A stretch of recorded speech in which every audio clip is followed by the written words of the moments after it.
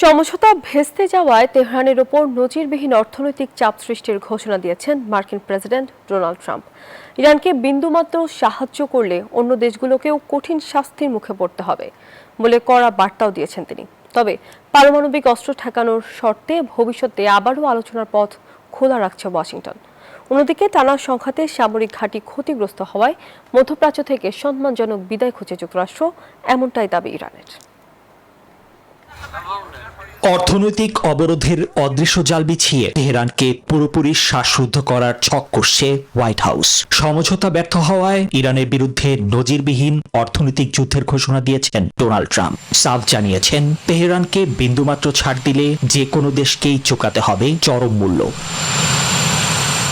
তবে এমন কঠোরতার মাঝেই কূটনীতির একটি সরু দরজা খোলা রেখেছেন মার্কিন প্রেসিডেন্ট।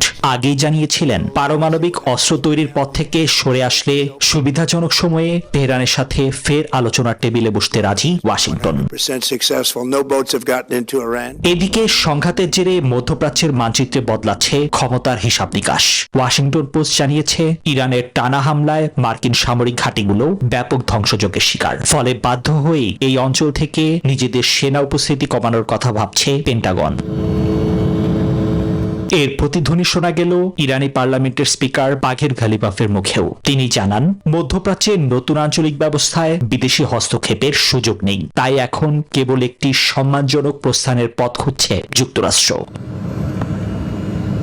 নিবির আমিন, নিউজ 24।